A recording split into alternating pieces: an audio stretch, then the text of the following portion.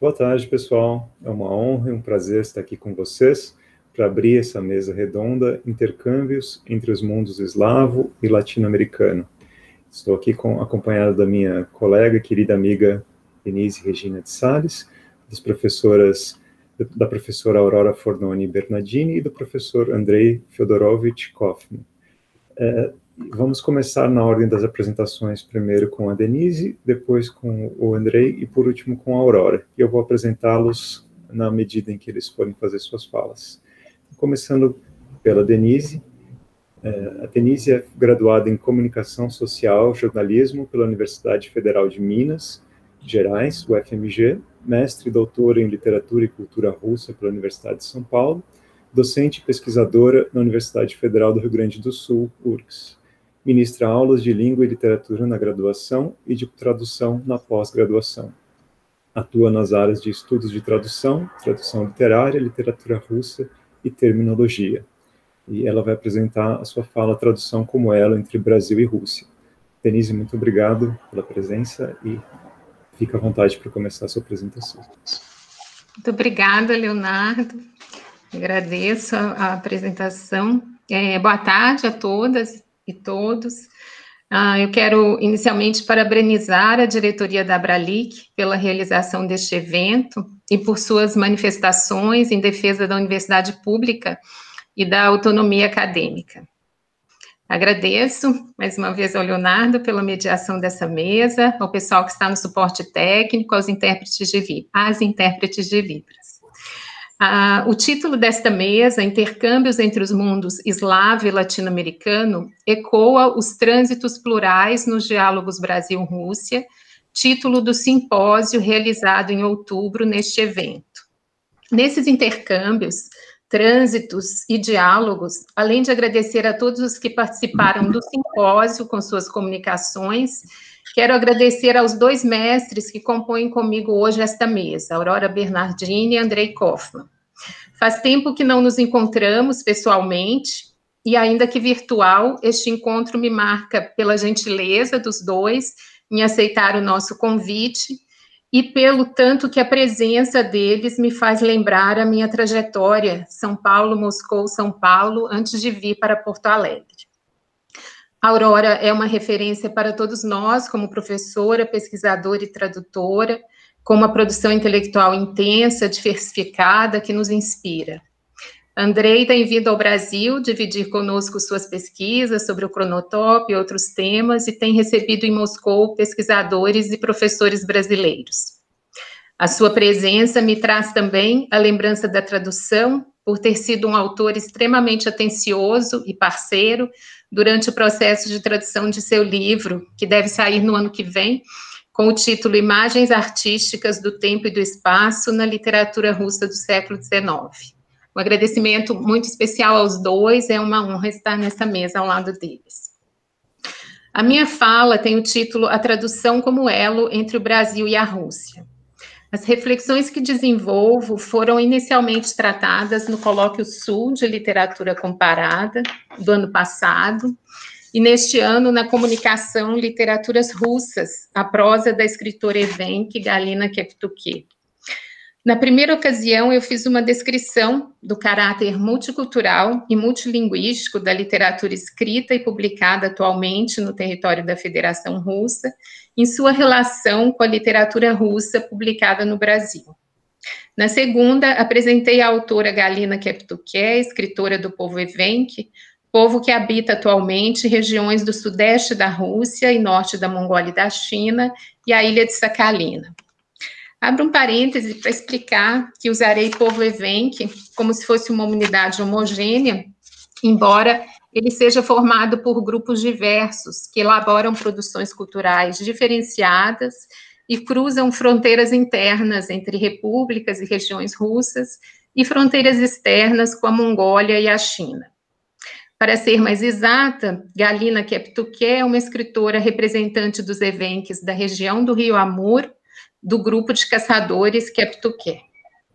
Por que falar do povo evenque, em uma mesa a respeito de intercâmbios entre o mundo eslavo e o mundo latino-americano? Essa pergunta nos leva a outra. Seria possível falar do Império Russo ou da Federação Russa atual pensando apenas o povo russo? Espero que esta apresentação seja uma resposta às duas perguntas. A tradução de textos escritos em russo impulsionou e impulsiona intercâmbios literários. Pela sua posição de prestígio no polissistema cultural brasileiro, a literatura russa tem ajudado a formar repertórios compreendidos na noção de Itamar e Venzorra como modelos que regem a produção de textos. A tradução direta do russo inclui outros atores tradutores, além daqueles oriundos das universidades. Entretanto, menciono aqui o papel de destaque dos trabalhos de tradução acadêmicos na divulgação da literatura russa no Brasil e estabeleço um paralelo com o papel da Universidade Russa na divulgação da literatura e do folclore dos povos da Federação Russa. Além dos clássicos que inspiram a nossa intelectualidade e ocupam o primeiro lugar em vendas e em número de traduções diferentes de uma mesma obra, autores russos dos séculos 20 e 21 ampliam o catálogo de nossas editoras. Muitas dessas obras saem dos repositórios de dissertações e teses brasileiras. Um único exemplo ilustrativo, para não ficar aqui me estendendo em enumeração de obras. A tradução de Letícia May sobre isto, do poema de Vladimir Mayakovsky em edição bilíngue. Projetos acadêmicos de tradução de textos russos ensaísticos e ficcionais têm propiciado diálogos vigorosos. Ao examinarmos as obras e autores no polissistema dessas duas culturas, constatamos as esperadas diferenças em sua posição e movimentação. De novo, apenas um exemplo ilustrativo. O grande autor nacional na Rússia não é Dostoiévski nem Tolstói, mas sim Pushkin. Entretanto, ao olharmos o fenômeno da relação entre a literatura escrita em russo, na Federação Russa, e a literatura escrita em português, no Brasil, podemos reconhecer uma dinâmica parecida na circulação interna desses textos. Os textos em russo e em português ocupam o centro dos seus respectivos polissistemas culturais, enquanto textos literários em línguas locais ou línguas dos povos da Rússia e dos povos do Brasil, respectivamente, concorrem como parte de atividades periféricas. O surgimento da literatura alfabética entre povos antes de tradução oral, ou o ressurgimento da literatura alfabética entre povos que interromperam temporariamente a sua produção, são resultado do alto grau de tensão na relação entre as variadas expressões locais e uma suposta cultura nacional unificada. Aqui eu uso o termo literatura alfabética para fazer a distinção entre ela, a literatura oral, e a literatura escrita, mas no sentido de inscrição em objetos e corpos. Em alguns momentos, a união nacional é pensada como negação das expressões culturais locais, e essas literaturas são reprimidas. Em outros, ela é pensada como respeito à diversidade. Ou então, os próprios povos se rebelam contra a hegemonia da cultura dita nacional e provocam ondas de renascimento das suas expressões culturais, esforçando-se para preservar o patrimônio do seu povo e a própria integridade física dos seus representantes. Não é novidade dizer da existência de literaturas dos povos da Rússia. No artigo Literaturas e Nacionalidades na Rússia Contemporânea, eu citei o exemplo de Gennady Aigui, que é um poeta tchuvak, muito identificado com as origens do seu povo, e que foi apresentado pela primeira vez aos brasileiros por Boris Schneider, Malgust e Haroldo de Campos. Sobre a representação dos povos da Rússia, abrindo o leque das manifestações culturais, eu posso mencionar também o personagem principal, integrante do povo Nanai, no filme soviético-japonês Dersu Zala, dirigido por Akira Kurosawa e baseado no livro de Vladimir Arseniev. Entretanto, se a existência dessas literaturas não é novidade, falta publicar maior número de seus textos e desenvolver abordagens de análise e projetos de tradução que considerem as suas singularidades. As apresentações de ontem no evento da Abralic apontam interlocuções possíveis nesse caminho, com o tema dos refugiados e dos indígenas, na conferência de abertura proferida por Wael Hassan, e na mesa Massacrados Sim, Exterminados Não, Vida, Morte e Resistências Indígenas para Dentro da Terra, para Além do Céu, composta por Ana Lúcia Liberato, Cazé Angatu Chucuru Tupinambá e Mário Geraldo da Fonseca, cujos trabalhos nos ajudam a pensar essa questão das literaturas dos povos do Brasil, ao mesmo tempo a pensar também as questões da literatura dos povos da Rússia.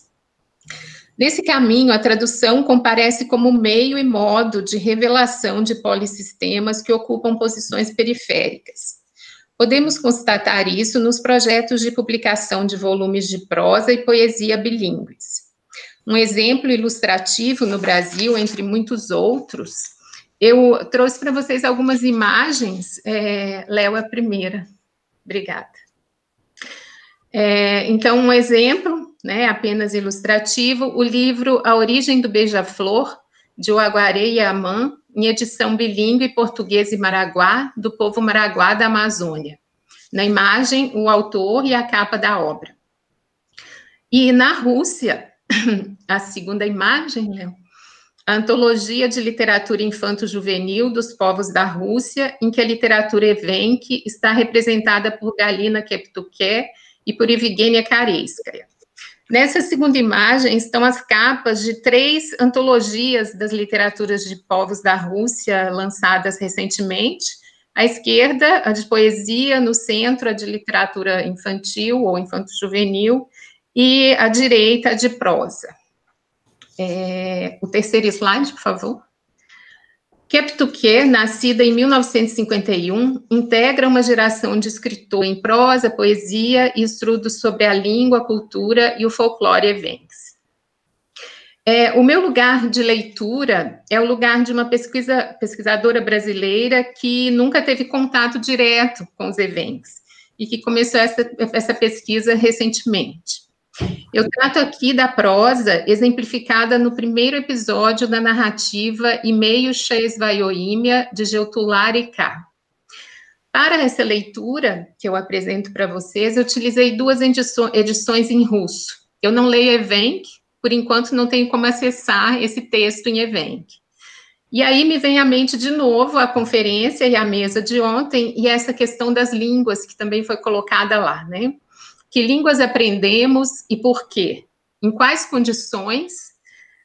E esse aprendizado da língua como uma forma de aproximação e as limitações da literatura alfabética diante do mundo da oralidade. Continuando, então, usei essas 2 edições em russo, o slide 4, por favor. Uma é a reprodução em formato digital do primeiro episódio da novela em russo em evenque, disponibilizada no site russo Portal das Literaturas Nacionais. Na verdade, eu trabalho, né, com esse primeiro episódio, mas ali eles selecionaram alguns episódios.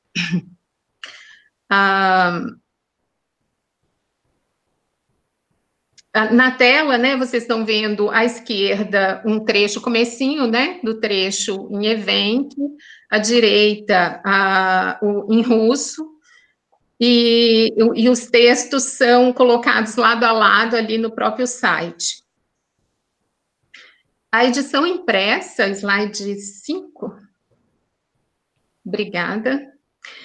É este livro de capa mais escura, à direita, intitulado Malenka e a América, e que inclui também contos, e se encontra no site da Biblioteca Digital Evenque.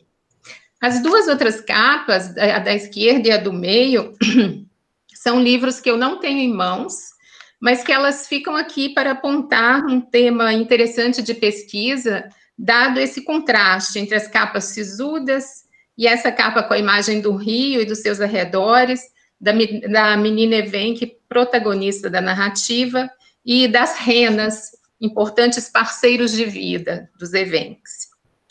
O título E-mail Sheisvaioímia, de Geutulari K, presta reverência ao rio de Geutulá, na região do Amur. Slide 6, por favor.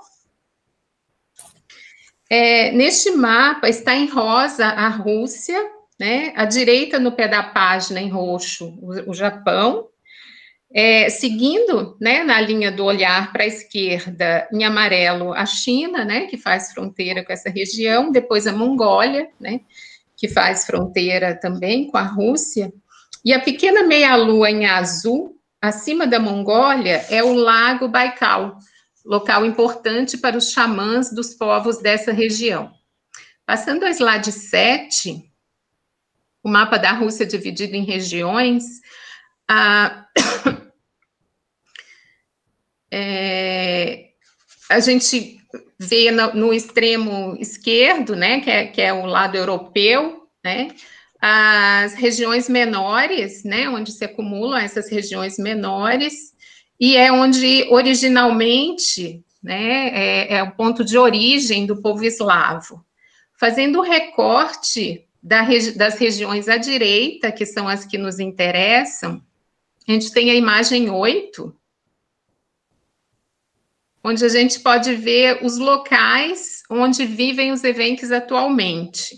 Na República de Sarrá, que é essa república grande em verde, abaixo dela, a região do rio Amur, em amarelo, abaixo, em cinza, né, a China, ao lado da China, a Mongólia, e à direita, a ilha de Sakhalina, onde também vive o povo evenque. Então, a Galina Keptuke é de uma família que tem origem aí nessa região amarela, né, entre a China e a República de Sarrá, ou Yakutia.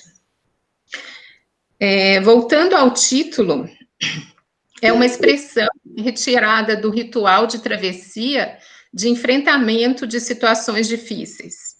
Em português, traduzir Rio de Jeutulá, louvo o seu nome. A imagem 9, por favor. Obrigada. Eu não tenho imagens do Rio de Jeutulá, né? Eu selecionei da internet algumas imagens de rios da região do Amur. E pelo pouco que eu conheço do povo evenque, nesta minha pesquisa em fase inicial, eu arrisco dizer que essas imagens espetaculosamente vendedoras de pacotes turísticos têm pouco a ver com as descrições que os próprios evenques fariam, né? Elas ficam aqui como registro desse olhar externo, desse olhar do alto, né? E não do olhar de quem vive realmente nessa terra. Imeio Sheis Vaioímia é uma fórmula ritual que é pronunciada no momento em que os evenques amarram um longo cordão, que pode ser de tecido, de couro curtido, em uma árvore da margem e dirigem seu espírito do rio para pedir proteção. É um ritual que pode se repetir em lugares de difícil acesso, diante de despenhadeiros, paisagens perigosas. O cordão representa a linha da vida, o fio do destino. Os evenques colocam o fio de suas vidas sob a proteção das forças superiores. Imeio Sheis Vaioímia, de Jeutulá-Riká, foi publicado em 1989 e depois incluído no livro Pequena América, que é de 1991, que é daquela capa escura, né, à direita, que vocês viram. Slide 10, por favor. Ele fala da vida do povo evenque antes e depois da Revolução de 1917 e das tensões entre a implantação de novos modelos de vida e a luta pela manutenção dos hábitos nômades dos evenques. Nesse slide, algumas imagens também retiradas da internet dos evenques, dos trajes, da paisagem do local onde eles vivem. A narrativa divide-se em 15 episódios, cada um com seu título.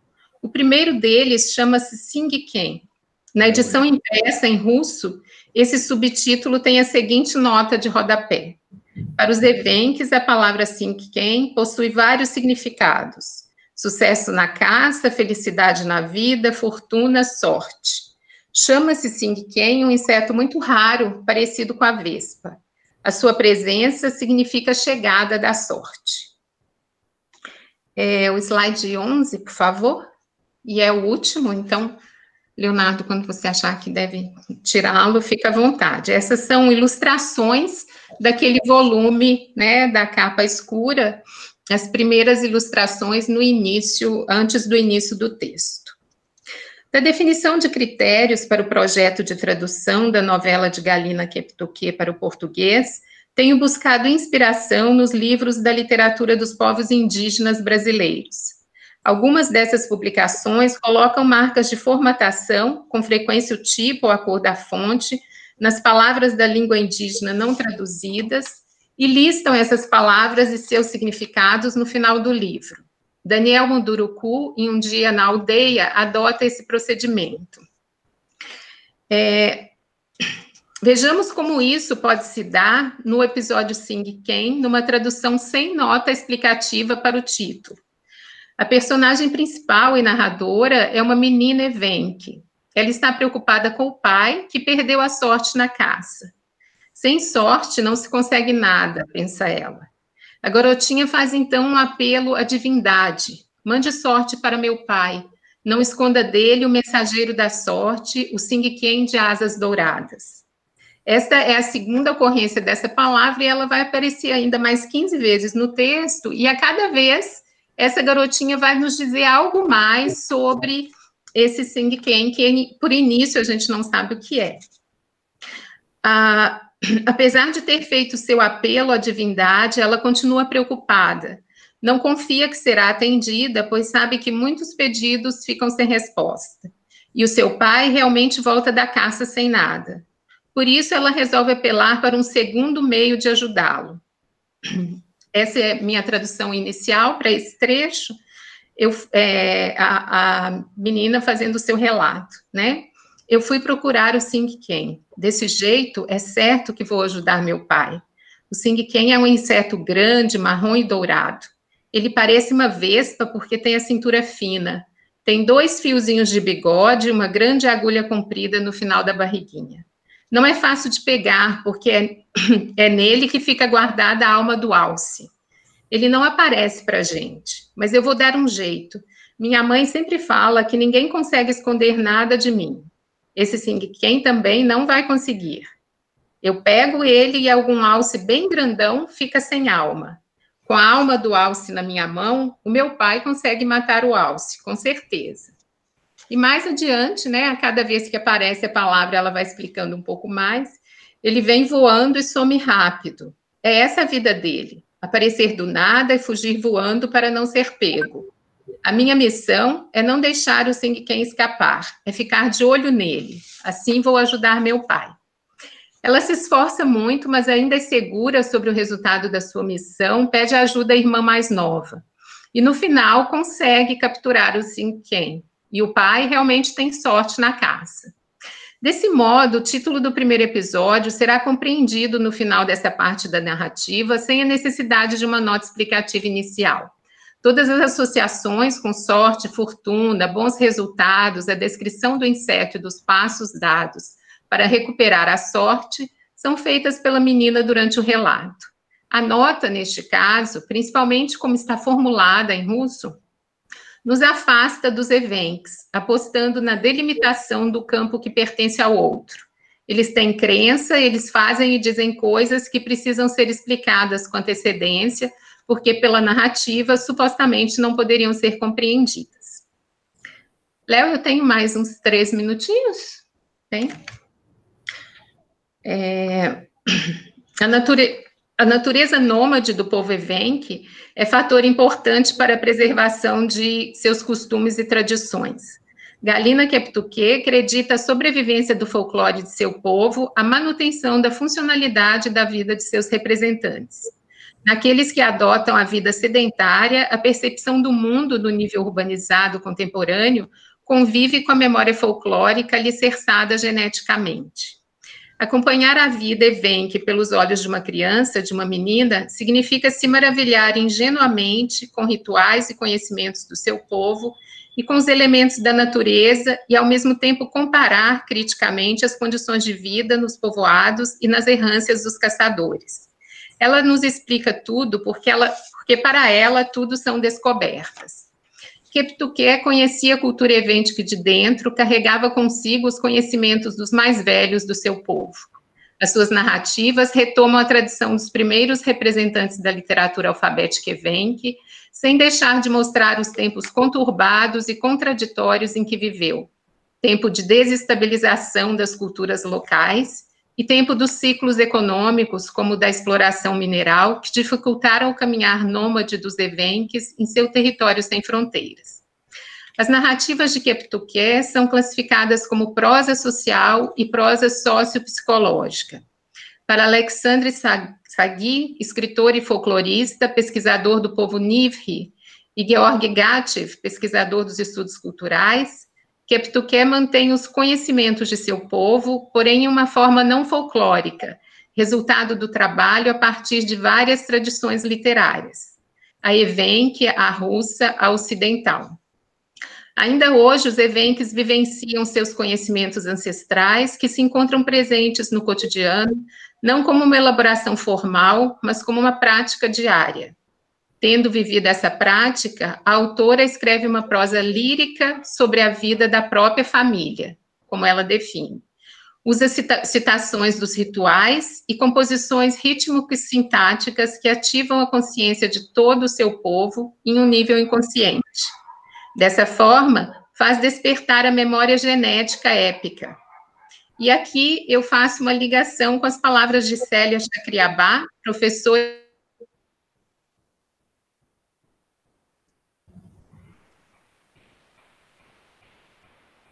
é aquela que guardamos dos nossos pais, avós, bisavós. São as memórias mais antigas e que trazemos ancestralmente.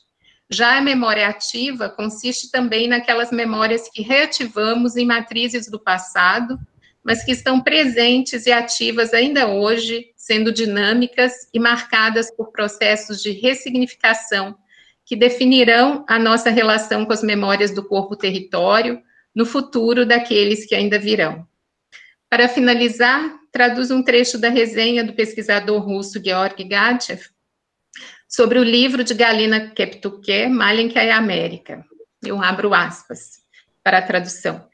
Assim como os espíritos protetores da natureza da taigá são necessários ao século da ecologia, ele está falando do século XX, né, ele escreve esse texto como resenha em 1989, os escritores dos povos do norte são necessários à literatura soviética, fecho aspas. Feitas as devidas substituições, as suas palavras valem para o nosso desconcertado século XXI. Agradeço a atenção de vocês. Obrigada, Leonardo. Muito obrigado, Denise. Maravilha de fala. Depois nós passamos para as perguntas, que tenho já perguntas que eu gostaria de fazer para você, mas tenho que me controlar aqui. Obrigada, Léo. Eu gostaria de apresentar, então, o professor Andrei. Ele é graduado em Filologia pela Universidade Estatal de Moscou, doutorou-se com a tese As Particularidades Artísticas da Canção Popular Mexicana, em 81, e trabalha atualmente no Instituto de Literatura Universal da Academia de Ciências da Rússia, do qual foi vice-diretor. Atua nas áreas de História, Folclore e Literatura Hispano-Americana. Encontra-se no prelo o seu livro Imagens Artísticas do Tempo e do Espaço na Literatura Russa, que será publicado em português pela editora da Universidade Federal do Paraná. Professor, muito obrigado pela presença e o senhor está com a palavra. Muito obrigado. ¿Me oye? Sí. Bueno, primero quiero disculparme por hablar español, porque no estoy acostumbrado a hablar portugués, entonces voy a pronunciar mi ponencia en español. Entonces, la tarea de mi ponencia consiste en caracterizar en breve los modelos básicos del espacio artístico y mostrar cómo funcionan en la obra, ilustrándolo con algunos ejemplos tomados de la literatura rusa. Pero antes se debe subrayar la diferencia sustancial del espacio artístico y el espacio geográfico. Consiste en el hecho de que el espacio geográfico tomado por sí mismo, es decir, por separado del hombre que lo perciba, no puede contener o expresar algunas ideas, símbolos, emociones. Es pura objetividad. puede ser caracterizado por tales criterios como longitud, tipo de paisaje, estructura, pero no se aplica a él la noción del modelo, siendo la última el producto de la conciencia humana. De lo contrario, el espacio artístico en la pintura como en la literatura es siempre subjetivo, siendo ligado estrechamente con la personalidad del autor, con el asunto y los personajes de la obra, y puede estar impregnado de ideas y símbolos. Bueno, volvamos a la noción del modelo. En este caso, el término señala que las estructuras de los espacios artísticos a menudo coinciden por sus características básicas, lo que permite clasificarlos. En la literatura se puede destacar 4 modelos del espacio artístico de los más usados. Primera es el espacio, así llamado espacio puntuado. Este modelo común parece ser el más antiguo, ya que primordialmente se manifestó en el mito, de donde se trasladó a la épica popular y al cuento de hadas. Más tarde fue heredado por la novela caballeresca y la novela picaresca. La particularidad principal de este modelo espacial consiste en el hecho de que el espacio está dividido en segmentos, a través de los cuales corre el camino del personaje principal. Y en cada uno de estos segmentos, al personaje le esperan algunas aventuras y vicisitudes del destino. Como se ve, este modelo espacial tiene características muy especiales. La primera consiste en el hecho de que en este modelo el espacio no se recrea de forma integral, sino que aparece más bien convencional, fragmentario, como una cadena de episodios. Segunda característica, el espacio está ligado inseparadamente con el asunto del viaje. El personaje y su camino no son lo único que une varios segmentos del espacio. Tercera, cada espacio del camino es dinámico. Parece que se mueve hasta el personaje, que se despliega ante sus ojos. Y el espacio puntuado se distingue por un dinamismo marcado. Parece ser formado según el principio cinematográfico de los fotogramas parpadeantes. Supone los traslados espaciales instantáneos y a veces poco motivados, y un cambio muy rápido de imágenes, situaciones e impresiones. La característica más importante del espacio puntuado es su dependencia del acontecimiento, de la aventura. De hecho, el viaje del personaje está estrechamente asociado con la aventura y es por sí mismo un evento que se traspasa los límites de lo ordinario. Además, casi todos los acontecimientos en el camino del personaje adquieren un carácter extraordinario, sino una amenaza mortal, y cada situación aguda requiere un esfuerzo extremo del personaje para su resolución. Todo lo dicho predetermina quinta característica del espacio punteado, su capacidad de adquirir realidad o desaparecer, según lo que esté sucediendo. El camino sin eventos, este puede ser un camino de cientos de millas, a menudo está marcado por una frase, se dirigió allí, o un año después vino allí. De hecho, es una forma de aniquilación del espacio y el tiempo. En esta frase, el cronotopo se comprime hasta un punto, deja de existir. Pero la próxima aventura del personaje resucita el entorno espacial y la extensión temporal. Esta discontinuidad del cronotopo elevado al principio artístico da razón para llamar a este modelo espacio punteado. Para concluir, cabe señalar que el modelo de espacio puntuado no es exclusivo de los géneros mencionados. Por ejemplo, se usa en la primera novela en prosa rusa El héroe de nuestro tiempo de Lermontov.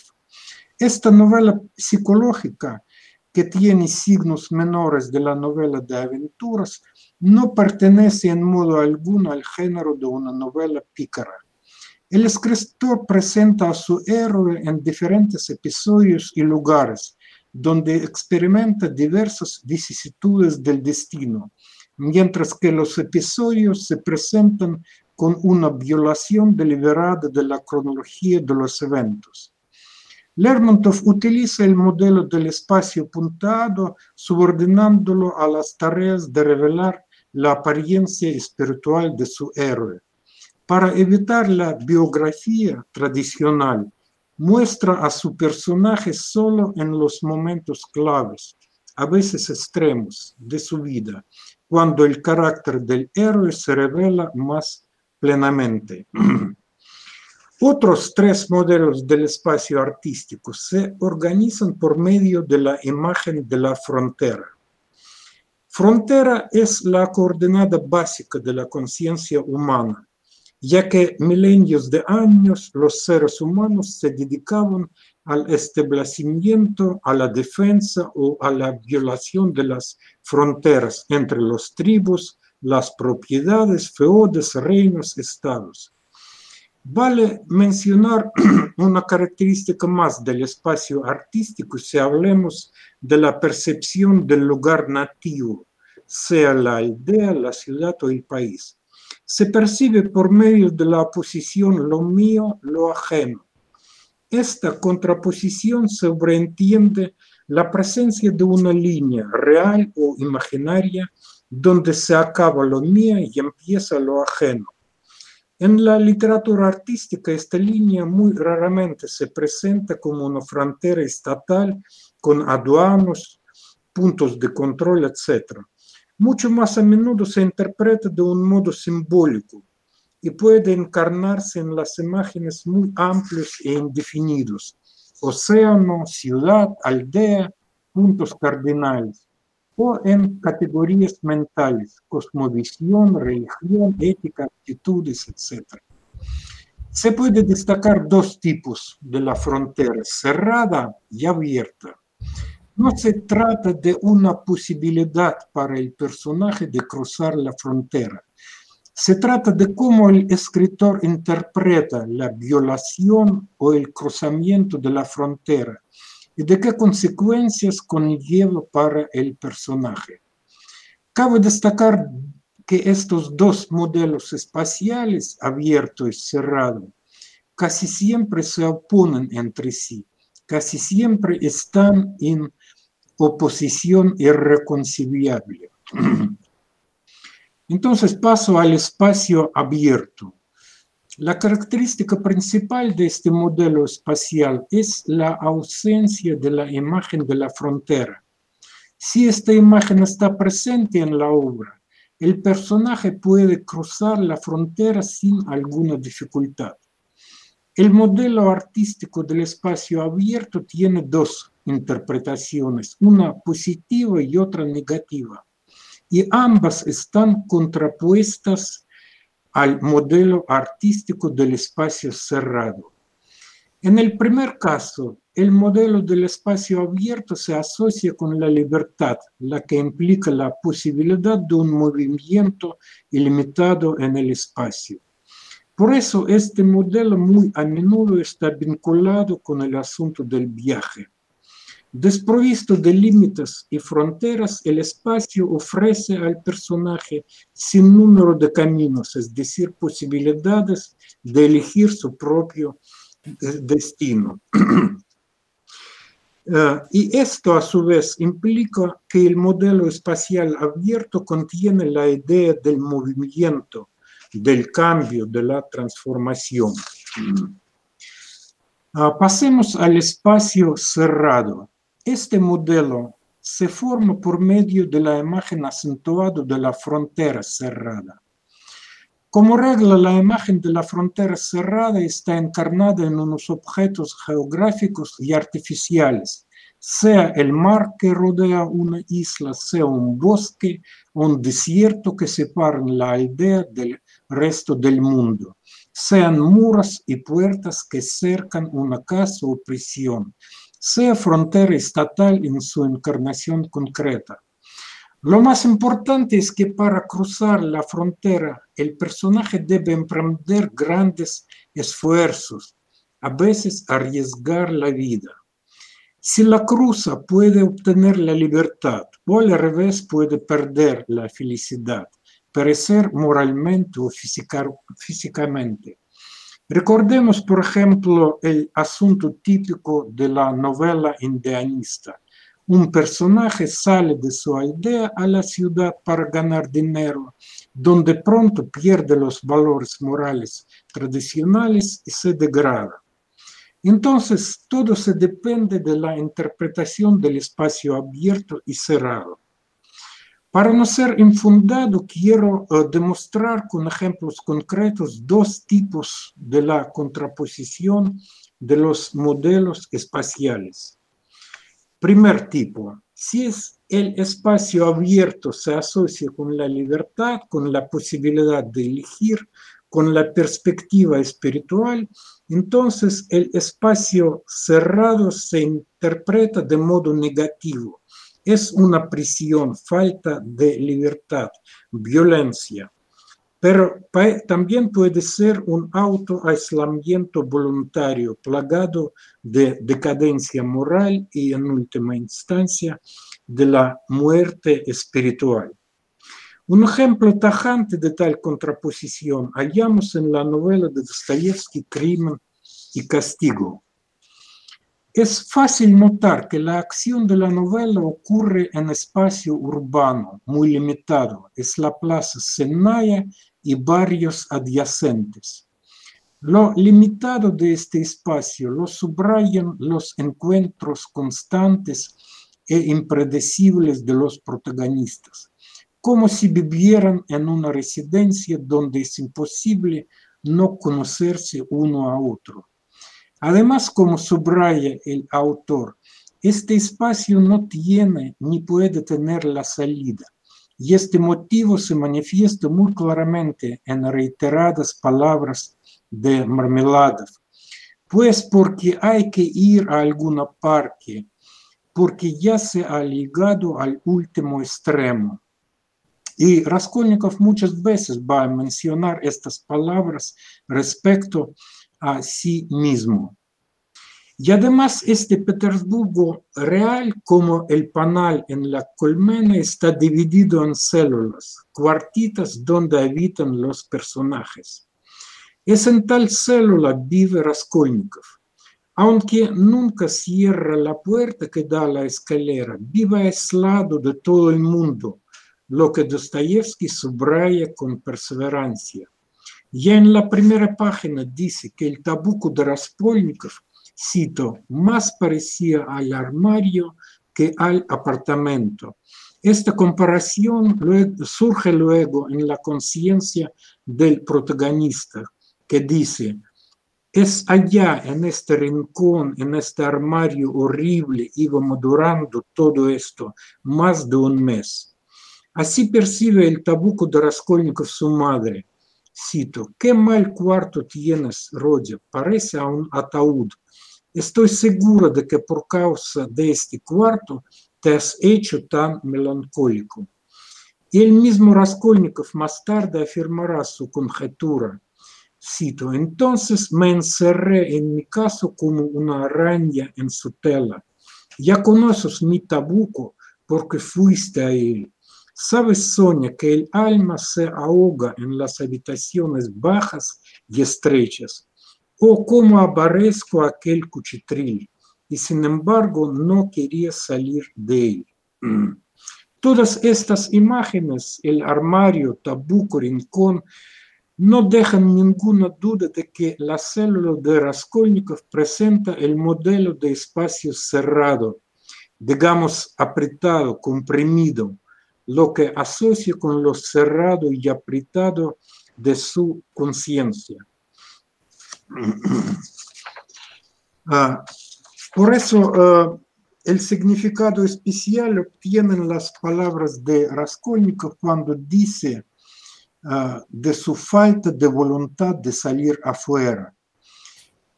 Las palabras de Raskolnikov tienen significación peculiar. Salir es decir, el abrir el espacio cerrado y al mismo tiempo forzar los límites de su conciencia. Él tendrá que salir. Es en la contraposición a estos tabucos y en primer lugar al cuarto de Raskolnikov se forma la imagen del espacio abierto. Este modelo del espacio abierto aparece en la novela solo 2 veces, lo que de ninguna manera no menoscaba su importancia. La primera vez aparece, digamos, en la encarnación, cuando Sonia dice a Raskolnikov: ve inmediatamente ahora mismo a la encrucijada más próxima, prostérnate y besa la tierra que has manchado, doblégate después a uno y otro lado y di en voz alta para que te oiga todo el mundo: yo he matado. La encrucijada es un símbolo de la cruz, pero al mismo tiempo es una denominación del espacio abierto, de 4 puntos cardinales a los que tiene que doblarse el asesino y por lo tanto superar las fronteras de su conciencia. La segunda vez, el modelo del espacio abierto surge ya en la realidad, al final de la novela, en epílogo, en la escena de la resurrección, o sea, de la transfiguración de Raskolnikov. Creo que todos ustedes recuerdan esta escena cuando está al lado del río, mirando a este gran perspectivo que está desenvolviendo ante sí. Y luego, bueno, y de repente cuando aparece Sonia, de repente, sin que el preso supiera lo había sido aquello, una fuerza invisible lo arrojó a los pies de la joven, lloró, le abrazó las rodillas, etc. Pasemos al segundo tipo de la contraposición. Es la interpretación opuesta a la previa, cuando el espacio cerrado tiene el valor positivo y el espacio abierto se interpreta como una fuerza amenazante, destructiva. Esta interpretación se forma a base del mitologema del paraíso terrenal en sus varias encarnaciones: locus amenos, las islas afortunadas, Idilia, Arcadia, Utopía. La misma posibilidad de existencia de tales lugares es provista gracias a su isolación absoluta del mundo externo.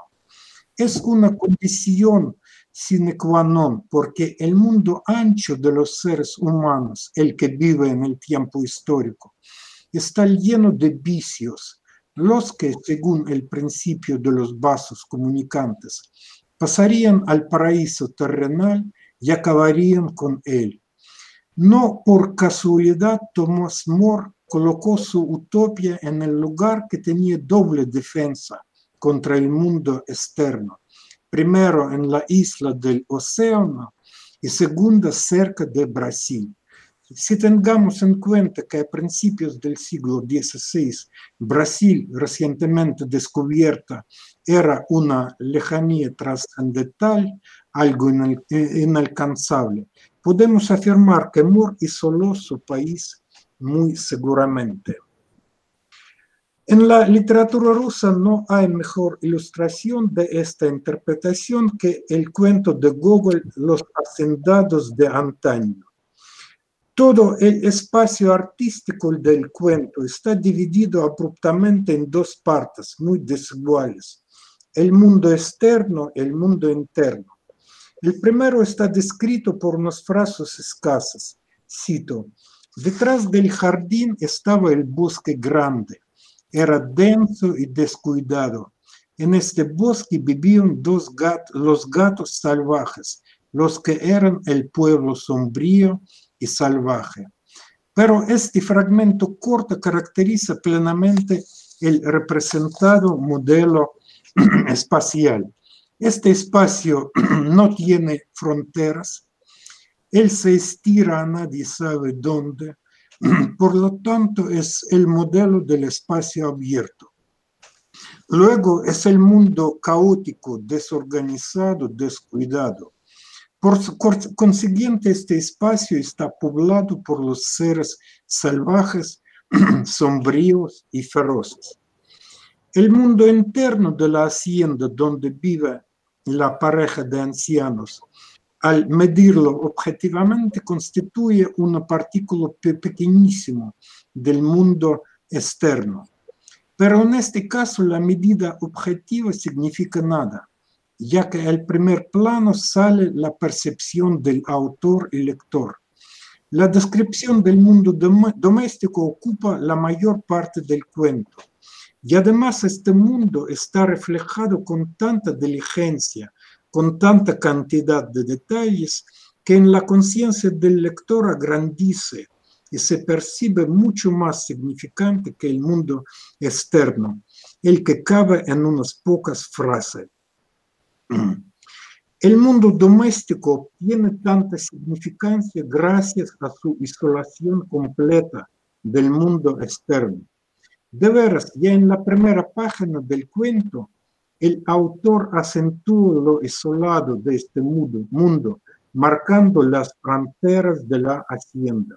Son múltiples, encarnadas en cercas, filos concéntricos de los árboles frutales, paredes, puertas. Además, estas fronteras están defendidas por los guardias, los perros. ¿Y qué pasa dentro de estas fronteras concéntricas? Pasa nada.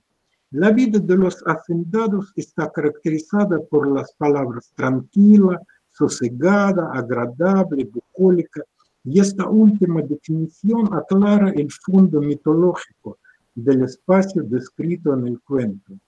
Es un paraíso terrenal, poblado por los seres naturales y sin pecado. La vida carece de acontecimientos. Allá el tiempo está parado como se debe en el paraíso, que no tolera el tiempo histórico. El asunto del cuento, asunto en el pleno sentido de la palabra, con enlace y desenlace, empieza cuando la gatita de la anciana huye al bosque, regresa y dentro de un poco huye de nuevo, ya para siempre. Al suceder esto, la anciana dice, voy a morir pronto. Pero ¿qué vínculo hay entre la fuga de la gatita y la muerte de la anciana? ¿Es un delirio? No, la anciana sabe perfectamente lo que dice, ya que siente muy bien, digamos, los parámetros del género literario. La fuga de la gatita tiene las consecuencias gravísimas. Primero, al huir al bosque salvaje, es decir, al espacio externo, la gatita violó las fronteras del paraíso y la violación de sus fronteras lleva a su destrucción. Segundo, allá en el bosque, la gatita como si contagiara con su salvajismo y llevó a la armonía paradisíaca un elemento de caos y desastre. No por casualidad la gatita al regreso rechaza el cariño de su dueña. Tercero, la gatita de nuevo violó la frontera y por lo tanto comprobó que la frontera ya es floja y penetrable. Y por fin lo principal, sucedió el acontecimiento contraindicado al paraíso. El tiempo parado de repente se movió del punto muerto y corrió. Y el tiempo puede correr solamente hacia la muerte. Las fronteras fueron destruidas, el tiempo movió y empezó la destrucción del paraíso terrenal. La anciana, como predijo, murió. Pasaron, dice Gogol, 5 años del tiempo destructivo y no quedó huella del paraíso. Me queda poco tiempo, entonces yo voy a decir solamente unas pocas palabras del tercer modelo espacial, es del 4 modelo espacial, es el así llamado espacio fronterizo. La misma frontera donde tocan lo mío y lo ajeno, lo interno y lo externo, lo conocido y lo desconocido, es un espacio peculiar. Es importante subrayar que la frontera, la que divide los opuestos, no pertenece a ninguno de ellos. Ya no es lo mío, pero aún no es lo ajeno. El toque de las oposiciones tiende al choque directo, al conflicto. En todo caso, engendra una tensión emocional muy aguda. Por lo tanto, la propiedad más importante del modelo de espacio fronterizo se puede definir como una tensión. Muy a menudo esta tensión se encarna literalmente como una confrontación militar. De veras, la guerra, miles de veces descrita en la literatura de ficción, por sí misma engendra el espacio fronterizo donde se acercan la vida y la muerte. En conclusión, se debe señalar que el modelo de espacio fronterizo tiene una encarnación más. El espacio fronterizo es capaz de expandirse cuando adquiere un significado cultural y se aplica en relación con así llamadas culturas fronterizas, las que se encontraban como en la encrucijada de la civilización mundial y se distinguen por su capacidad de absorber las influencias más diversas. Entonces, en el siglo XIX surgió y se arraigó una tradición de interpretar la cultura rusa como una cultura de tipo intermedio entre la europea occidental y la oriental. Y esta concepción se divulgó tanto en Rusia como en Europa y América. Con este enfoque, toda Rusia se presenta como un espacio fronterizo, siendo todavía no occidente, pero ya no oriente. Y por lo tanto, el conflicto de contrarios tan propio para el espacio fronterizo se traslada a la conciencia, manifestándose en las contradicciones profundas de la imagen del hombre ruso, el que conjuga los principios animal y humano, barbarie y civilización, oriente y occidente, sublime y belleza, bondad y crueldad. Muy a menudo los escritores de América Latina también presentan la cultura latinoamericana, incluyendo la brasileña, como el espacio cultural fronterizo. Gracias por su atenção. Muito obrigado, professor. Uma fala maravilhosa, de uma lucidez, uma precisão analítica impressionante. Vou apresentar, então, a professora Aurora. A professora Aurora Bernardini é graduada pela Universidade de São Paulo, em Língua e Literatura Inglesa, e no curso livre de Língua Russa, ela é mestre em literatura italiana e doutora em literatura brasileira pela USP. É professora titular do Departamento de Línguas Orientais na USP. Tem experiência na área de letras, com ênfase em teoria e crítica literárias, literatura russa, literatura italiana, literatura comparada e teoria da narrativa, e semiótica russa. Professora, muito obrigado pela presença. A senhora está com a palavra. Onde é que eu vou aparecer? Só não aparece, na verdade. Muito obrigada pela apresentação. Eu vou falar com vocês sobre um autor que considero extremamente importante na Rússia e no Brasil. No Brasil, pelo seguinte, porque ele conseguiu criar algumas obras que eu vou mostrar a vocês e que foram traduzidas ou co-traduzidas por mim. Você quer mostrar os livros? Acho que é melhor mostrar os livros. Arquétipos literários. Mais alto um pouquinho. Mais alto. Isso. Arquétipos literários.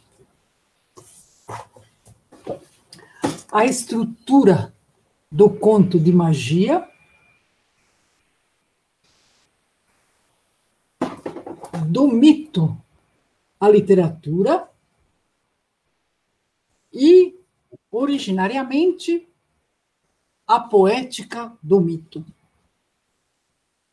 São assuntos que eu considero muito importantes para os estudiosos e os leitores brasileiros, porque fornecem uma base de análise estruturante, para não dizer científica, para a análise justamente do quê? Das lendas, tanto dos índios como do povo brasileiro. E ao mesmo tempo, situam essa literatura originária do Brasil dentro da narrativa mundial nos seus trabalhos, uma vez que ele é Elias Chmeletinsky, um dos maiores conhecedores da mitologia de todos os países, né? Isso não é a opinião apenas minha, mas logo após a tradução de A Poética do Mito, ele foi considerado por professores da minha universidade como sendo o maior mitólogo do mundo. Então, diante dessa importância, eu resolvi traduzir as obras dele e eu não vou, então, analisá-las, eu vou apenas apresentá-las. Quem quiser entrar no mérito das explicações e das análises, tem os livros traduzidos. Em 98, nós traduzimos os arquétipos literários. Era a comemoração do 80º aniversário do Chmeletinsky. E agora, em 2018, nós traduzimos do mito à literatura para comemorar o centenário do nascimento dele, né? Uma vez que eram 2 marcos importantes, aproveitamos as datas. Eu vou falar particularmente do mito à literatura. Esse livro que vocês viram com a capa em russo já está no prelo, junto à Ateliê Editorial. E também vou falar dos arquétipos literários, que já chegou à 2ª edição. Teve imenso sucesso, particularmente nos estudantes universitários. Vou falar principalmente desses 2 livros, apresentá-los, e vou me referir também à estrutura do conto de magia em função das apresentações, tanto da Denise como do professor Kaufmann, né? A questão de certas características do conto de magia russo, que tem a ver com os índios, não é? E com os povos autóctones de ambos os países. Então, no caso do mito à literatura, se trata de 17 estudos. E eles são apresentados como conferências, que vão desde as teorias do mito dos principais países do mundo, e são amarrados, essas teorias são amarradas no fim, pelo estudo chamado O Mitologismo no Romance do século XX, ou seja, da literatura ao mito. É a inversão do título, né? Quando ele analisa e compara a expressão narrativa mais brilhante, que ele considera mais brilhante, o romance e a sua trajetória nos vários países do mundo. Bom, o que caracteriza o estilo de Chmeletinsky pode ser visto nesse pequeno trecho, que é a opinião de uma aluna dele, Eu vou mostrar a vocês e vou ler para vocês.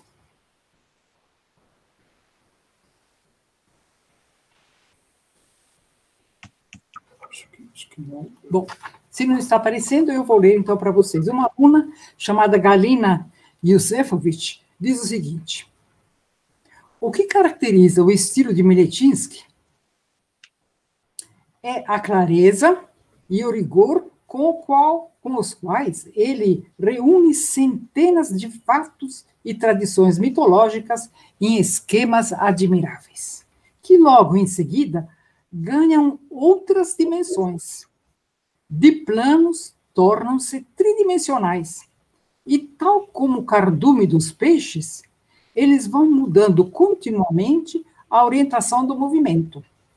Os esquemas se encadeiam, se entrelaçam, brotam uns nos outros, se complicam, se detalham, conservando, porém, ao mesmo tempo, a sua clareza e o seu rigor. Tá? Esse é o estilo do Miletinsky.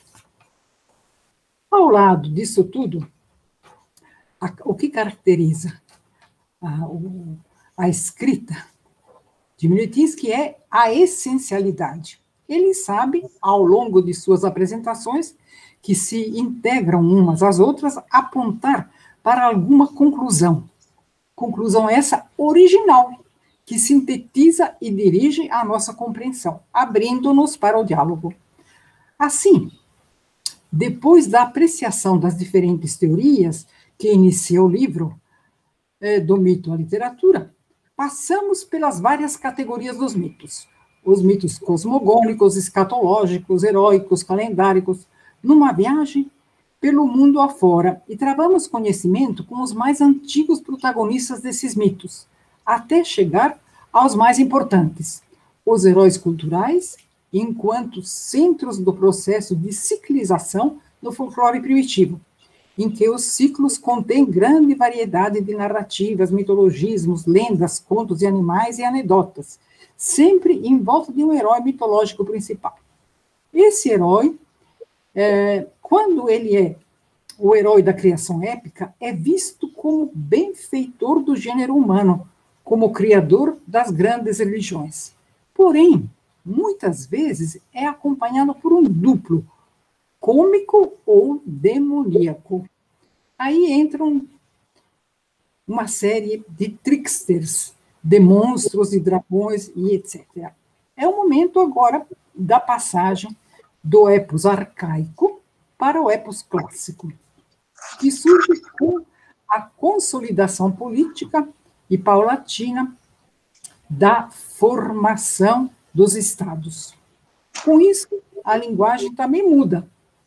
A introdução de elementos históricos, étnicos, geográficos, uma série de traços xamânicos, e aparece a estética heróico-guerreira, novamente vista nas várias regiões do mundo, particularmente a Grécia, a Mesopotâmia, a Índia, o Ceilão, a Escandinávia, a Irlanda e a Alemanha. Quanto ao epos pós-clássico, o autor encontra principalmente nas sagas em prosa da Islândia e nas gunkas japonesas uma descoberta muito importante. Essas sagas têm em vista agora a correspondência com o sócio, aquilo que ele chama de sócio, o social, a situação da sociedade que lhes corresponde. No estudo do romance antigo, Miletinsky volta ao romance grego e romano, como alternativa e complemento do anterior, e acompanha as repercussões de ambos no romance cortês, embora este remeta substancialmente à tradição do epos antigo e aos romances antigos pseudo-históricos. Nesse capítulo é estudado o romance medieval, tanto do Oriente como do Ocidente. Um capítulo especialmente extenso é concedido à novela, vinda do conto novelístico e do conto anedótico, que nos leva, com Cervantes e o picaresco, a discutir a influência do conto de costumes. Em seguida, o romance realista é visto numa série de exemplos, tanto no Oriente quanto no Ocidente, sendo que no Ocidente a experiência espanhola é assimilada pelo barroco alemão, pelo romance cômico e pelo romance psicológico. Este merece um capítulo à parte, em que são estudadas suas aplicações tanto na França quanto no Japão. Paralelos são feitos com uma série de países do Oriente, mais uma prova da grande erudição do autor. Voltando ao Ocidente, o romance modernista do século XX abandona a abordagem sócio-histórica do século anterior e introduz uma nova visão, em que os meios simbólicos imperam. Entre eles, os meios mitológicos, ligados, entre outras, às descobertas da psicanálise, tanto freudiana quanto junguiana, e que o autor analisa nas obras tardias de 3 grandes nomes, Thomas Mann, Franz Kafka e James Joyce. Mas o que importa ao autor é verificar a passagem da psicologia doentia do indivíduo contemporâneo, abandonado a si próprio, para a psicologia pré-reflexiva e social da sociedade arcaica, que volta em nossos dias sob o disfarce de vários tipos de ironia. Eu vou agora me referir aos arquétipos literários como procedimento. Eu vou prestar uma homenagem a um nosso colega de curso que nos deixou há pouco tempo, Homero Freitas de Andrade, que participou da tradução dos arquétipos literários.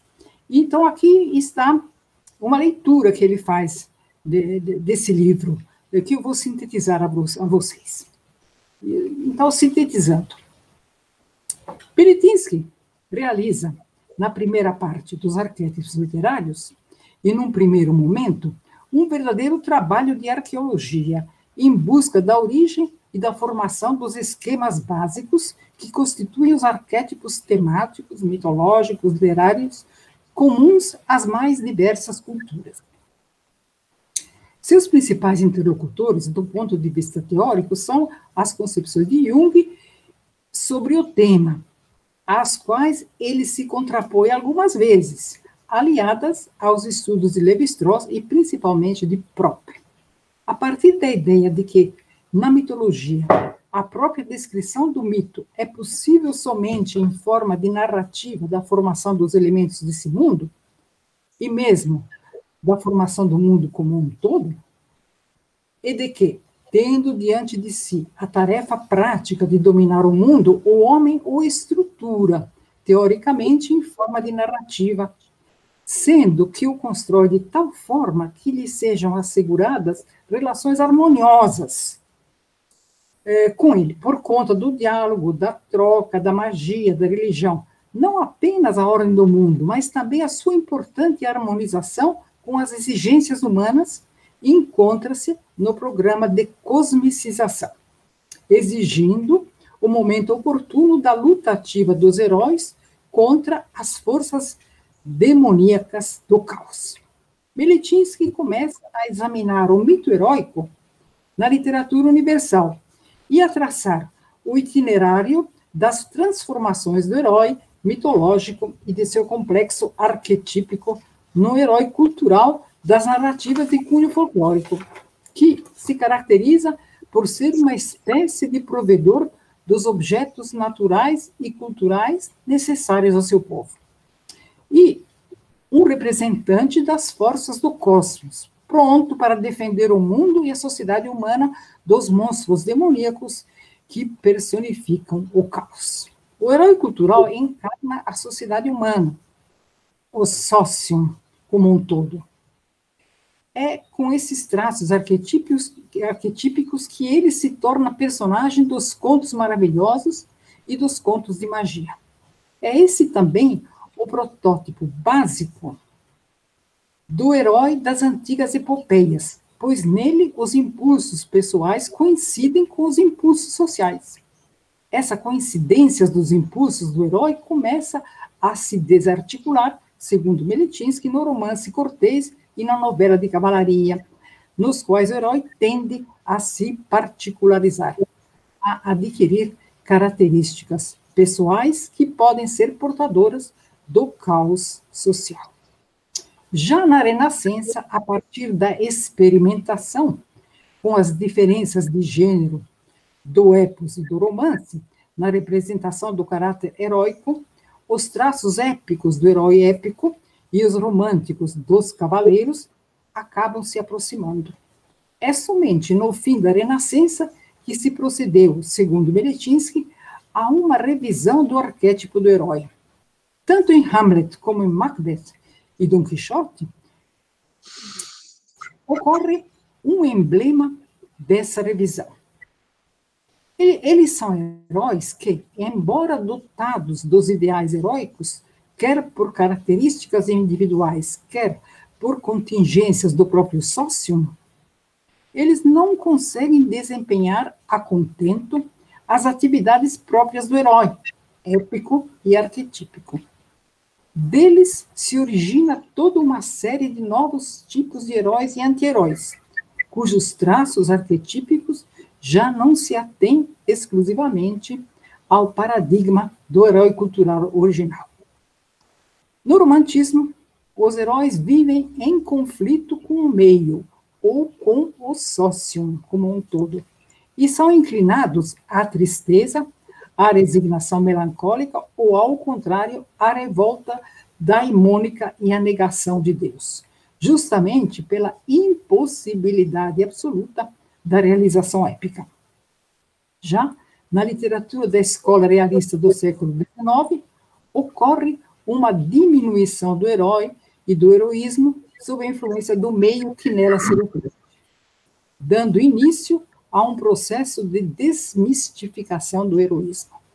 Esse processo culmina na literatura moderna do século XX, nas palavras do próprio Meletinsky, citando, com a plena desheroização, a tendência à representação de um herói sem personalidade, vítima do alheamento.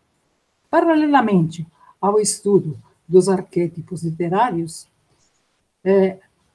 paralelamente à figura do herói e sua evolução nas várias épocas e tendências literárias, Meletinsky contrapõe o estudo dos arquétipos formadores das figuras do anti-herói e do trickster, bem como dos duplos.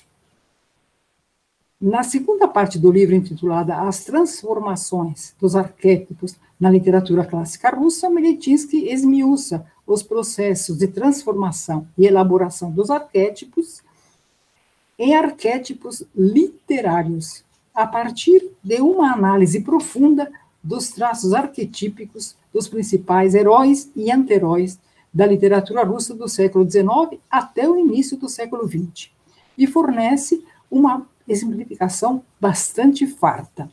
Ele descreve e examina a evolução do herói cultural e do trickster como personagens de ficção, desde as obras de Pushkin, passando pelas obras de Gogol e Dostoiévski, até o romance Petersburgo, do simbolista Andrei Bielin. Eu deixei para falar, ainda tenho uns 5 minutos, né? Deixei para falar de um livro, de uma certa forma, relacionado com a fala do professor Kaufmann. A estrutura do conto de magia. E dessa estrutura do conto de magia, eu recortei um procedimento que ele usou na sua apresentação, que é a questão do conflito. Eu vou apresentar a vocês. Esse tem a página. Bom, o que se verifica nesse livro? Verifica-se que a copresença obrigatória de um conceito e de seu oposto na mente humana, conforme nos foi dado a conhecer por vários teóricos, em particular pelo teórico holandês Hendrik Poss, em 1938, levou-nos a reconhecer esta mesma copresença no conjunto de signos binários contrastivos e complementares nos mitos dos povos primeiros, em particular em sua expressão nos contos míticos arcaicos da antiga Rússia, de caráter universalizante. Em contos maravilhosos russos, que seriam os сказки, mais recentes, porém, como nos contos clássicos de magia, centrados nas peripécias do herói, verifica-se que as principais oposições semânticas estão ligadas aos conflitos que ocorrem no enredo, em particular. Conforme foi levantado pelo professor Kaufmann, lugar aberto, lugar fechado. Lembrando, lugar próximo, lugar distante dos contos, o que denota que a descrição semântica do mito é potencialmente realizada através de um conjunto de signos binários, ou seja, contrastivos e complementares, o que caracteriza o princípio dualista da visão do mundo dos povos primeiros. Cada povo escolheu os signos que mais lhe convinham para designar os membros contrários das oposições. Os signos mais conspícuos procuravam dar conta do universo através de códigos ligados, por exemplo, aos sentidos, reduzindo esses fenômenos a um pequeno número de oposições, tipo seco, úmido, cru, cozido, fresco, podre, alto, baixo, duro, mole. No caso do exemplo citado pelo professor Kaufmann, não é perto e longe, ou aberto, fechado, há uma oposição, não é, entre amigável e hostil, positivo ou negativo, sendo que, na apresentação do professor Kaufmann, verificamos que esses opostos, muitas vezes, são intercambiáveis, não é como no lugar fechado e aberto, podem ser tanto positivos quanto negativos, ambos, né, dependendo da circunstância e da narrativa em questão. Era isso que eu gostaria de apresentar a vocês. Muito obrigado, professora. Muito interessante essa temática, eu gosto muito disso. Fui aluno do professor Torrano, seu colega aí na USP, que é muito interessado em pensamento mítico, e vou procurar o livro assim que sair, que é muito curioso para ler. A gente tem uma pergunta, e eu também tenho algumas que gostaria de fazer para vocês, e vocês também podem ficar à vontade para fazer perguntas uns aos outros. A pergunta da nossa audiência é da professora Adriana de Assis, que pergunta ao professor Andrei o seguinte: professor, fronteiras fechadas são também pícaras?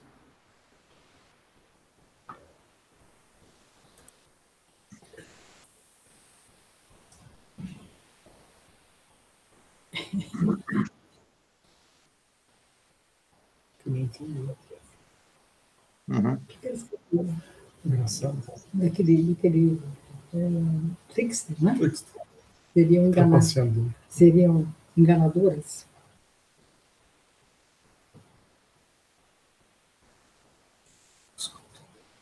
Escuta a pergunta. Teríamos que falar. Vamos falar? Vamos falar porque Talvez a pergunta entendesse as fronteiras fechadas como fronteiras enganadoras, que enganam, que levam ao engano. É uma pergunta para mim? Isso, sim. No, entonces, si existen las fronteras enganadoras, eu não compreendi a pergunta. Eu acho que ela quer saber se as fronteiras fechadas são do tipo pícaro, picaresco, né, de literatura. Picaresco. Sí, creo que sí existen, pero no puedo, recordar un ejemplo de repente. Pero hay que tener en cuenta de que todas estas, yo expliqué un esquema, pero la literatura no es un esquema. Hay múltiples variantes de las interpretaciones de todas estas categorías. La literatura es un organismo vivo, entonces se puede hallar cualquier tipo de variaciones, etcétera, etcétera. Entonces estoy seguro de que sí existen fronteras fechadas, engañadoras, pícaras, etcétera. Gracias por la pregunta. Professor, deixa eu aproveitar e fazer uma pergunta minha e também a professora Aurora. Eu queria que os senhores pudessem analisar, de repente, os mitos predominantes das narrativas contemporâneas de acordo com essas ferramentas, esses instrumentos de análise que vocês estão propondo, né? O professor, com relação aos espaços, que tipo de, nas narrativas dominantes, por exemplo, de super-heróis, que são as mainstreams, na cultura de massa, que tipo de espaços o senhor vê mais? E, professora Aurora, que tipo de mitos você vê como dominantes hoje, de acordo com as categorias de análise do Meletinsky? Bom, primeiro as damas. Eu vou responder primeiro. Eu gostaria de lembrar uma questão que eu considero fundamental, essa exposição que a Denise fez da Galina Keptuke, não é Keptuke, com as suas lendas transformadas em narrativa, com as tradições do seu povo transformadas em narrativas. Então, eu queria relacionar isso com o que acontece com os índios brasileiros. A tradição e as lendas dos índios brasileiros divulgadas por escritores, né, também da mesma origem, hoje em dia. Então, os mitos de antigamente, como revertem nas narrativas de hoje em termos dessa figura fronteiriça, né? Dessa figura fronteiriça que é a narrativa dos autóctones. É extremamente importante. Eu considero isso muito importante e é algo que está sendo revivido no Brasil de hoje. Vocês estão vendo quantos escritores índios, não é, estão aparecendo nos jornais, justamente lembrando a importância da tradição, a importância da identidade, que não pode ser desperdiçada onde? Não pode ser desperdiçada naquilo que você mencionou, ou seja, em toda essa parafernália, esses ataques de super-heróis que aparecem na televisão, né, que aparecem nos programas de televisão, que são geralmente importados, né? São geralmente importados, não são brasileiros, ou então, quando se tornam brasileiros, são algo de híbrido, e eu considero de caótico, a força do caos. Então, essa é a minha opinião, tá? Eu sou a favor da recuperação dessas tradições dos povos autóctones, que estão sendo perseguidos, vamos dizer, no Brasil, não é? Espero que na Rússia não seja assim, mas também na Rússia eles não é que estejam sendo extremamente valorizados. Daí a importância do trabalho da Denise, né? E o perigo que é essa homogeneização mitológica que faz, por exemplo, a televisão com todas essas importações que nós vemos diariamente. Essa é a minha opinião. Muito Professor, eu tirei o seu espaço e agora está aí, devolvendo o espaço.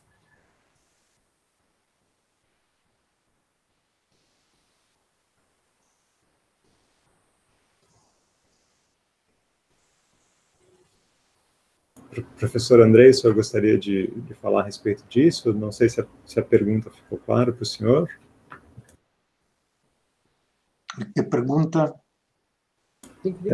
Sobre as narrativas contemporâneas, as narrativas dominantes contemporâneas, o senhor as analisa de acordo com os espaços, né, e as fronteiras. O senhor vê alguma como prevalecendo sobre as outras, sendo mais homogênea, mais recorrente nas narrativas contemporâneas? Pues bien, yo no soy buen conocedor de la literatura contemporánea porque a mí no me gusta. Pero de todos modos es muy variada, sí. Entonces, a mi parecer, en cuanto lo leí, todos tratan de experimentar, de utilizar múltiples modos de representación, utilizan ya los modelos aprobados y tratan de inventar algo suyo. Claro que están utilizando todos los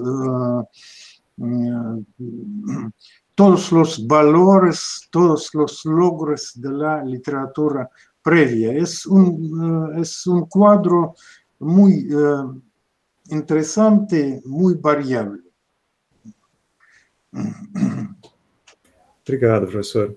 Denise, eu tinha uma pergunta para você também, a respeito da autora que você estuda. Você disse que ela trata desses mitos autóctones, mas faz uma mediação deles a partir da literatura mundial, literatura russa, para dar uma forma a eles, se eu entendi bem, é isso?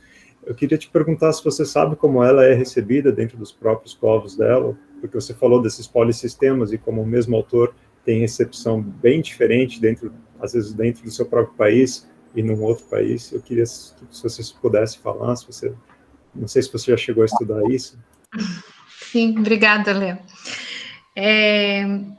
Então, ela é assim, as gerações, né, porque a literatura alfabética desses povos, pelo menos do povo evenque, ela começa na década de 1920, 1930. Então, tem uma primeira geração que faz essa coleta dos mitos, né, e que publica mais essas antologias de resgate das narrativas orais, né? E a Galina Keptuké, ela é já de uma segunda geração, ela nasce em 1951, então ela passa pela universidade e ela tem ali, né, o contato com um grupo de pesquisadores desses povos, né? Acho que uma situação semelhante à que a gente vive hoje no Brasil. Ela tem o contato tanto com os pesquisadores que estão ali se formando já na universidade, né, que são também já os professores, etc., quanto com pesquisadores de outros povos da Rússia, né?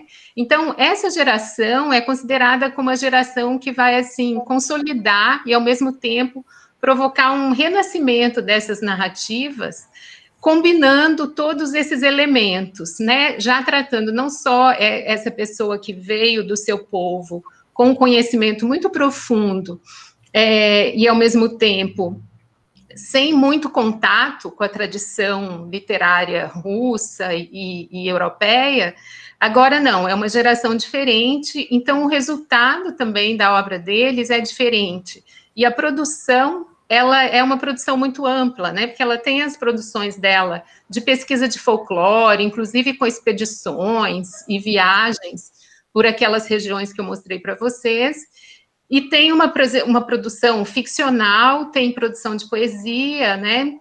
E tem a produção desses contos. Esse primeiro episódio da narrativa que eu contei ali, um trechinho para vocês, é uma narrativa mais longa, né? Mas ela também tem contos curtos que foram publicados juntos com essa narrativa longa. Acho que você desligou o microfone, Denise. Obrigada. Então, ela tem tipos diversos, assim, de produção, e a produção literária, a produção ficcional, né, é considerada como essa obra que já transforma, né, não é a coleta mais folclórica dessas histórias do povo em que ela viveu, mas é já uma elaboração formal maior em cima desse conteúdo, e, ao mesmo tempo, a tentativa de usar a literatura como tanto para disseminar a cultura, quanto para reforçar, né? Quando eu citei ali aquele trechinho que ela diz que o tipo de texto que ela escreve vai recuperar também uma memória inconsciente, né, do povo.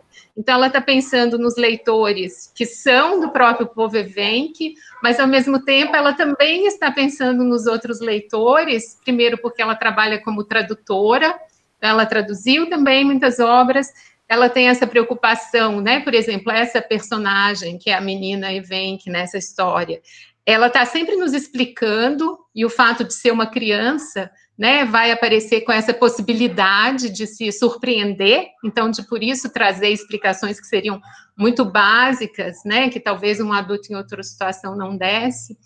Então, a literatura passa a ocupar um lugar diferente para eles, que é, ao mesmo tempo, um lugar de afirmação da própria realidade étnica, mas também de divulgação e de tentativa de perpetuar e de garantir a própria sobrevivência cultural, né? Então, esses elementos acabam todos combinados. Obrigado, Denise. Tem uma pergunta para você da Suzana Carneiro Fuentes. Ela diz, uma pergunta para a Denise. Quando fala da relação singular com o rio, na sua leitura e tradução da Galina Keptuk, em sua língua o rio seria feminino, o espírito do rio, se puder falar sobre esse espaço das águas, da margem, do corpo neste rio. Sim.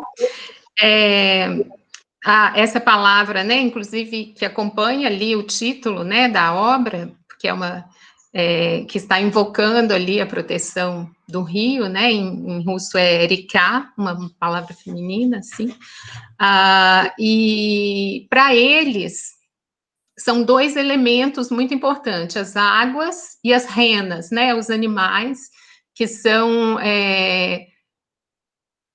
uma garantia de perpetuação do próprio povo, né? Então, eles não imaginam esses representantes que continuam como povos nômades, eles não imaginam a própria vida sem esses dois elementos, né? E essa conversa com os seres da natureza e com essa possibilidade de pedir proteção, de estar junto e de viver junto, né? É uma relação muito intrínseca à própria vida, ao próprio cotidiano deles. Então, essa prática é um povo que ainda tem, né, com poucos representantes, ainda tem a prática cotidiana da vivência dessa relação, né, com os elementos da natureza de uma maneira integrada. Opa! De novo, agora eu fui antes.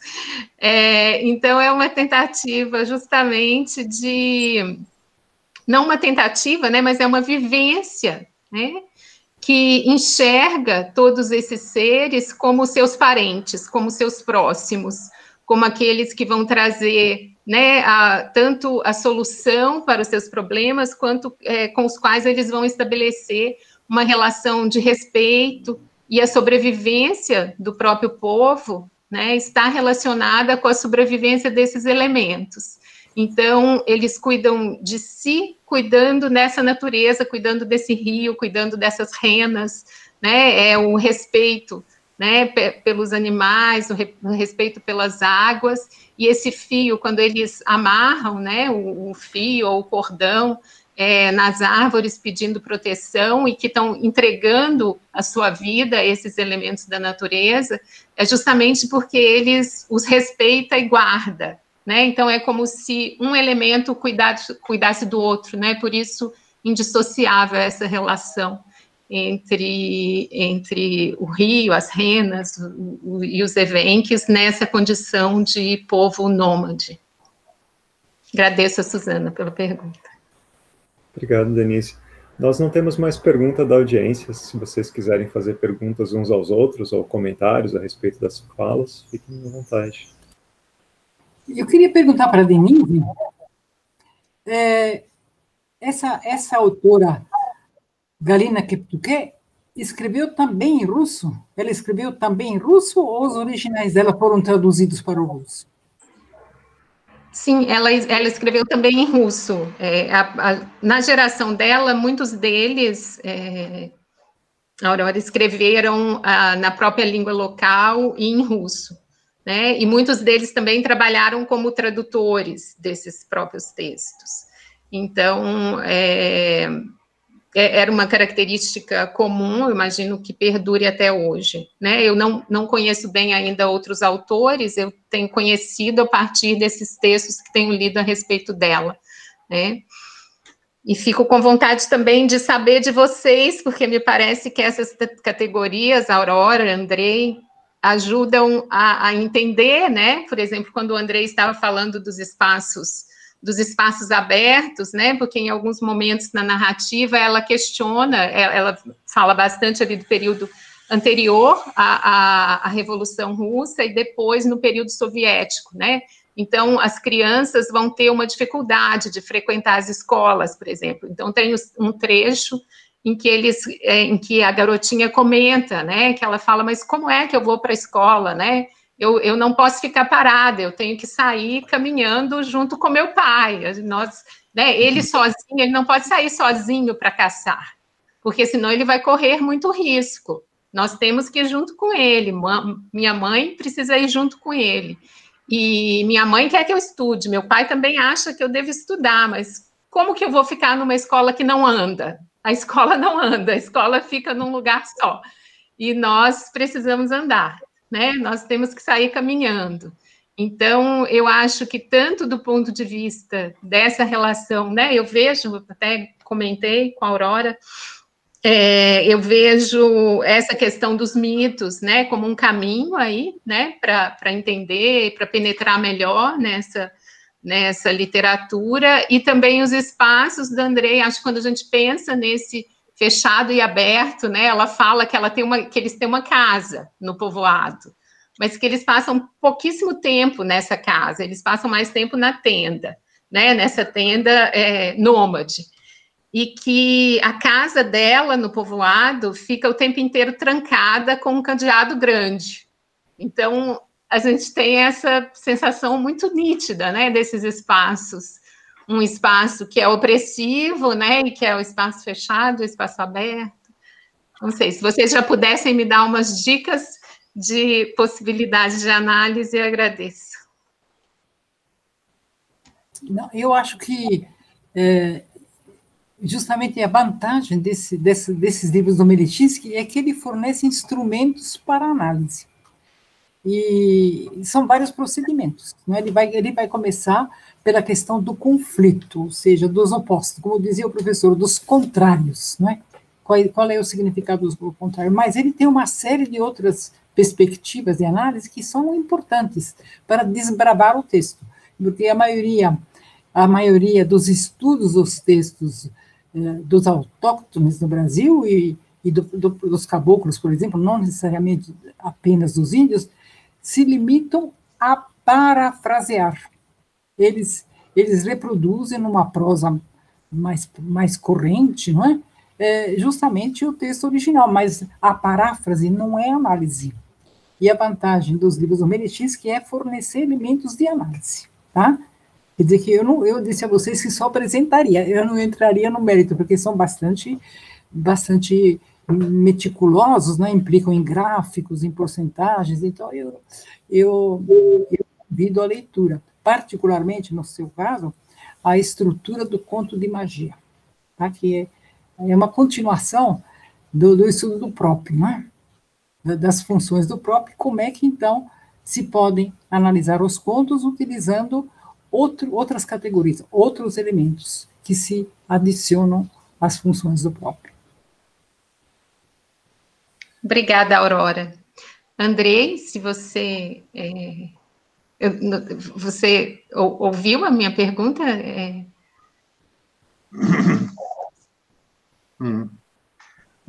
Que pergunta? Preciso, Sim. por favor. Andrei, em relação à literatura dos povos da Rússia, né, desses povos, principalmente ali da região de Sarrá, da região do Amur, né, essa classificação dos espaços, né, principalmente para os povos nômades, do espaço aberto em relação ao espaço fechado. Sí, a mi parecer, la mejor literatura contemporánea se produce allá en estos povos, en estas regiones que están muy vinculados al mito, a cosmovisión animística, ¿sí?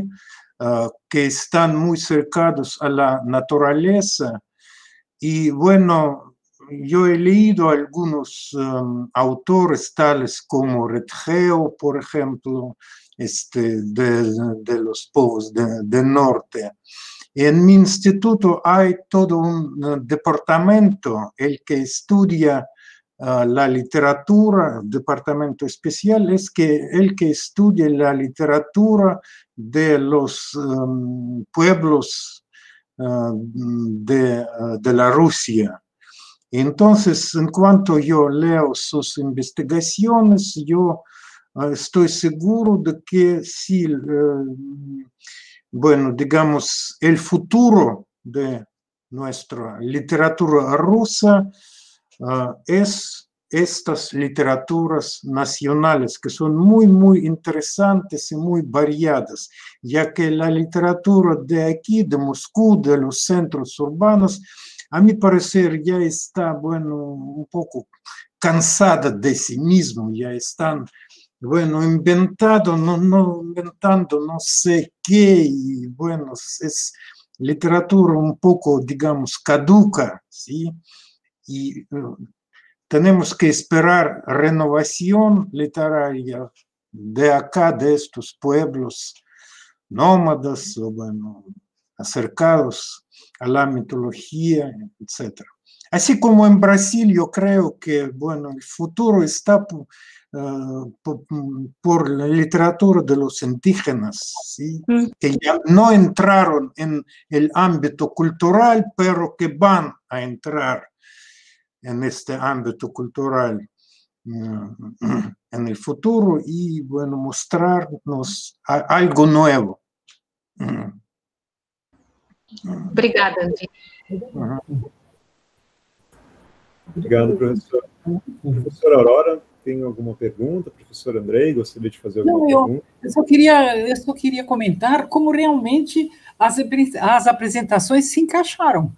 Se encaixaram, a importância dada aos autóctones e dada a essa novidade que deverá, sem dúvida, ser introduzida dentro da nação. Ser introduzida, ser revista, ser estudada, porque ficou à parte, não é? Ficou à parte. Todos esses séculos, né? E agora que está sendo redescoberta, não é? Esperemos que o caminho seja bastante seguro e aberto, não é? Que seja um espaço aberto para o futuro. Sim. É verdade. Esperamos que sim. Então tá bom, muito obrigado aos três, foi um prazer participar dessa mesa, ouvi-los, aprendi muitíssimo nessa tarde. E Denise, professor Andrei, professora Aurora, muitíssimo obrigado. Obrigado às intérpretes de Libras, ao pessoal que está nos bastidores aqui da Virtual Eventos, pessoal da WIN.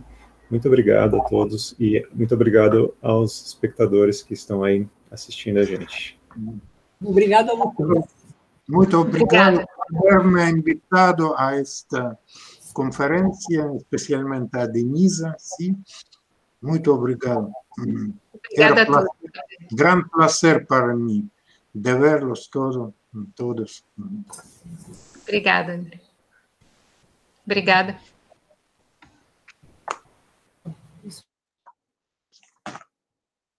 Bueno.